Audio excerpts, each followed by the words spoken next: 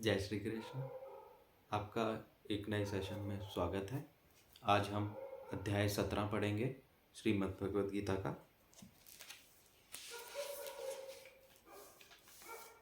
शुरू करते हैं श्रीमद् भगवद गीता के बारे में 2 शब्दों से। श्रीमद् भगवद गीता के विषय में कहा गया है कि प्रारब्ध के अनुसार कितने भी दुखदायक कर्म भोगने पड़े, गीता शास्त्र के निरंतर अभ्यास करने से मनुष्य ऐसे घोर कर्मों से भी मुक्त हो जाता है। पापी से पापी व्यक्ति भी यदि गीता का अभ्यास करने लगता है तो वह महात्मा बन जाता है। जहाँ पर गीता का अभ्यास होता है वहीं पर सारे तीर्थ होते हैं तथा वहीं पर परमेश्वर भी बसते हैं। गीता परम विद्या है जिसका अभ्यास करने से मनुष्य निश्चित ही भय शोक से परे मुक्ति को प्राप्त करता है। यदि मरते हुए मनुष्य को भी गीता सुनाई जाए तो उसको भी सद्गति प्राप्त होती है। प्रतिदिन गीता अभ्यास के पवित्र जल से स्नान करने से मनुष्य परम पवित्र हो जाता है। गीता का ही ठीक प्रकार से अभ्यास कर लेना चाहिए। अन्य शास्त्रों के अध्ययन से क्या लाभ होता है? क्योंकि गीता भगवान श्री कृष्ण जी के श्रीमुख से निकली गंगा है। जिस गंगा का पवित्र जल पीने से मनुष्य का पुनर्जन्म नहीं होता तथा वह सदा सदा के लिए मुक्त हो जाता है। इस संसार में केवल एक ही शास्त्र गीता है, केवल एक ही परमेश्वर है, देवकी नंदन भगवान श्री कृष्ण। केवल एक ही मंत्र है, श्री कृष्ण नाम का स्मरण, तथा केवल एक ही कर्म है, श्री कृष्ण भगवान की सेवा। आशा है परमेश्वर से प्रेम करने वाले इस गीता का नित्य पाठ कर अपना कल्याण करेंगे।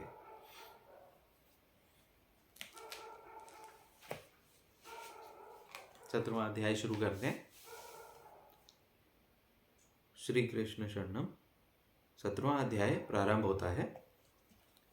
आसुरी वृत्ति के लोग विधि तथा श्रद्धा पूर्वक यज्ञ तप दान रूपी कार्य नहीं करते, परंतु विधिहीन पुरुष जो श्रद्धा युक्त होकर ये कर्म करते हैं उनकी क्या गति होती है, उसको जानने के लिए अर्जुन बोले, जो शास्त्र विधि को छोड़कर यज्ञ दान आदि श्रद्धा पूर्वक करते हैं उनकी श्रद्धा राजसी होती है अथवा तामसी होती है अथवा सात्विक होती है।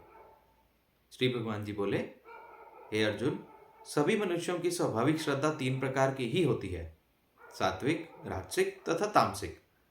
सब मनुष्यों में श्रद्धा अपने पूर्वजन्म के कर्मानुसार होती है। सात्विक संस्कारों वाले उच्च देवताओं की भक्ति करते हैं, राजसी संस्कारों वाले यक्ष राक्षसों की भक्ति करते हैं और तामसी संस्कारों वाले भूत प्रेत पीर आदि की उपासना करते हैं। शास्त्र विधि को छोड़कर कई लोग श्रद्धाहीन, पाखंड तथा अहंकार से भरे, धन संपत्ति की कामना, राग तथा बल से युक्त यक्ष राक्षसों की, भूत प्रेत, घोर कर्म, शमशान में रात को जाना, मुर्दे उखाड़ना, तंत्र आदि करते हैं। ऐसे असुर लोग तमोगुणी भक्ति करते हुए अपने शरीर को बहुत कष्ट देते हैं तथा शरीर में रहने वाले जीव जंतु देवताओं के अंश को कष्ट पहुंचाते हैं। ऐसे बुद्धिहीन व्यक्ति को असुर स्वभाव वाले जानो। वे प्रकृति के नियमों को भंग कर घोर अपराध करते हैं। इस संसार में 3 प्रकार की श्रद्धा देवताओं पर ही होती है ऐसा नहीं है। 3 प्रकार का आहार भी लोगों को प्रिय होता है। उसी प्रकार 3 प्रकार के यज्ञ तप तथा दान भी होते हैं। उसका भेद सुनो। सात्विक संस्कारों के लोगों को रसयुक्त, घी तेल वाले, स्निग्ध, जल्दी खराब न होने वाले तथा मधुर पदार्थ प्रिय होते हैं। ऐसे पदार्थ आयुवर्धक, शक्तिदायक, आरोग्यवर्धक, सुखदायक तथा मन को प्रसन्नता देने वाले होते हैं। रजोगुणी संस्कारों वाले लोग दुख, शोक तथा रोग उत्पन्न करने वाले, अधिक मिर्ची वाले, तीखे, खट्टे, अधिक नमक वाले, खारे, अत्यंत गर्म, तेज, सूखे, अंदर गर्मी पैदा करने वाले पदार्थ खाते हैं। तमोगुणी संस्कारों के लोग बासी, रसहीन, दुर्गंधी वाले, झूठे, अपवित्र अन्न खाते हैं। आगे श्री भगवान जी बोले, 3 प्रकार के यज्ञ भी होते हैं। सात्विक प्रवृत्ति के लोग कर्तव्य भावना से मन की शांति के लिए विधि युक्त यज्ञ करते हैं। रजोगुणी वृत्ति के लोग केवल दिखावा करने के लिए तथा अहंकार से भरकर धार्मिक कर्म केवल फल की आशा को लेकर करते हैं। तमोगुणी संस्कारों के लोग शास्त्र विधिहीन, अन्न दान रहित, वेद मंत्र दक्षिणा रहित, श्रद्धा रहित यज्ञ करते हैं। इसी प्रकार 3 प्रकार का तप होता है। देव वह इष्ट देवता है जिसकी मनुष्य भक्ति करता है। वह देवता उस भक्त को प्रकाशित होती है तथा फल देती है। द्विज दूसरा जन्म है। मनुष्य जन्म से संस्कार लेकर पैदा होता है, फिर सत्संग का उस पर संस्कार पड़ता है। जिससे उसके जीवन में परिवर्तन आता है। यह भी द्विज उसका दूसरा जन्म होता है, जिससे मनुष्य विद्या प्राप्त करता है तथा जिससे सामाजिक लौकिक कर्तव्य जानता है। त्याग जब जानता है उसे गुरु कहते हैं। जो कलाओं को जानता है वह प्राज्ञ होता है। ये सभी पूजनीय होते हैं। इनकी सरल भाव से कपट न रखकर ब्रह्मचर्य का पालन कर मन वाणी शरीर से कर्म कर पूजा करनी चाहिए। इसे शारीरिक तप कहा जाता है। जो मनुष्य दूसरों को कष्ट न पहुंचाने वाले तथा प्रिय हितकारक सत्य वचन बोलते हैं तथा वाणी से शास्त्रों का अभ्यास तथा नाम स्मरण करते हैं, वे वाचिक तप ही करते हैं। और जो मनुष्य मन को प्रसन्न रखकर शांत भाव से मौन व्रत धारण करके मन को निग्रह करके अंतःकरण में शुद्ध भावना रखते हैं, वे मानसिक तप करते हैं। इन 3 प्रकार के तप के भी सात्विक, राजसी, तामसी 3 भेद हैं। फल की आशा को छोड़कर संयमशील मनुष्य अत्यंत श्रद्धा से युक्त ऐसे शारीरिक, मानसिक, वाचिक तप करते हैं, वह सात्विक तप कहा गया है। जो तप सत्कार की भावना से, अहंकार की भावना से किया जाता है, उसका फल निश्चित होता है और उसे राजस तप कहा जाता है। अज्ञानतावश स्वार्थ सिद्धि के लिए अपने को कष्ट देना, पेड़ पर उल्टे लटक जाना, शरीर में सुइयां चुभोना आदि तथा शत्रु का नाश करने की भावना से जो तप किया जाता है, वह तामस तप होता है। अब श्री भगवान जी 3 प्रकार के दान भी बताते हैं। सात्विक दान वही होता है जहां देश, कर्मभूमि, काल, भूख के समय अन्न देना, ठंड में वस्त्र दान करना, प्यास लगने पर पानी दान करना, विद्या ग्रहण करने के समय विद्या दान करना, पात्र, दान लेने योग्य अधिकारी व्यक्ति को ही दान देना मेरा कर्तव्य है।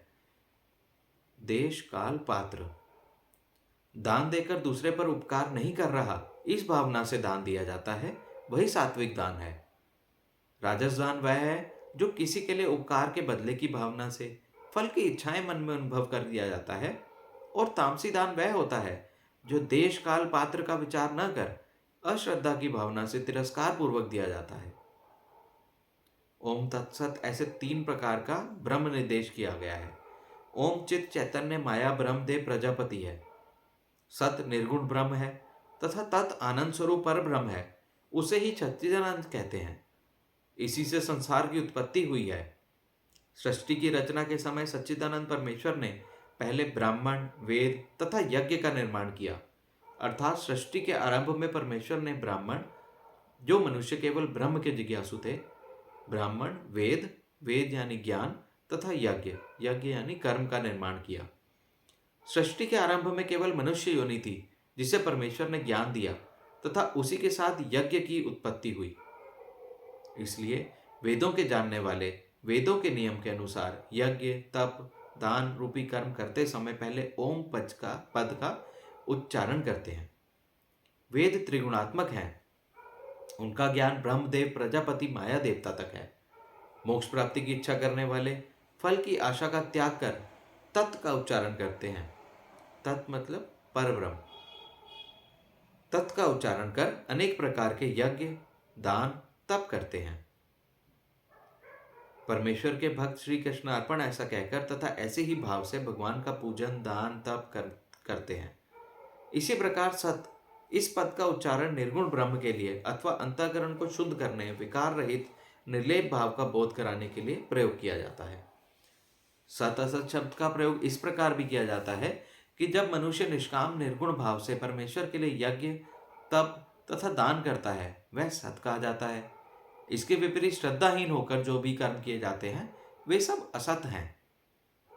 ऐसे श्रद्धाहीन असत का आचरण करने वालों को इस लोक में अथवा परलोक में कोई लाभ प्राप्त नहीं होता है। इस प्रकार श्रीमद् भगवद गीता का श्रद्धामय विभाग योग वाला 17वां अध्याय समाप्त हुआ। हे श्री कृष्ण, यह भी आपके अर्पण।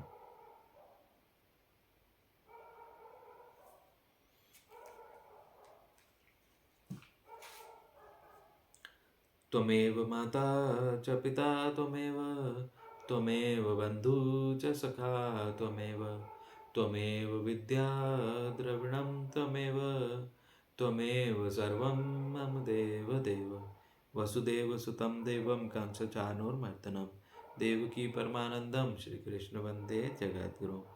सह्याद्रिशिखरे रम्यम् अत्र्यंसोय नन्दनं तं वन्दे परमानन्दं श्रीदत्तात्रेय जगद्गुरुं फलस्तनगरे जातं द्वारावत्या निवासिनं नौम्यं चक्रपाणितं जनकाद्विजनन्दनं नेमाम्बोदरसम्भूतं काण्वादनन्तनायकात् प्रभो नमामि गोविन्दं जीवविद्याविभञ्जकं पुत्रं विशालदेवस्य नित्यमुक्तिप्रदायकं मालनी परमानन्दं वन्दे श्रीचक्रधरम्।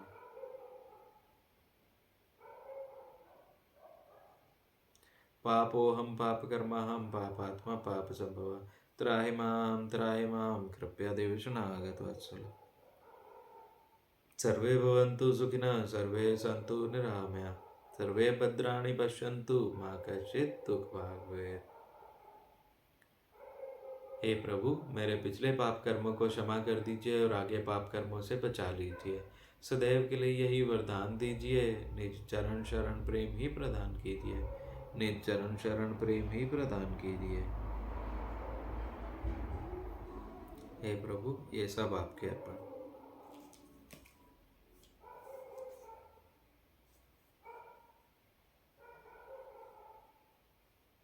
धन्यवाद।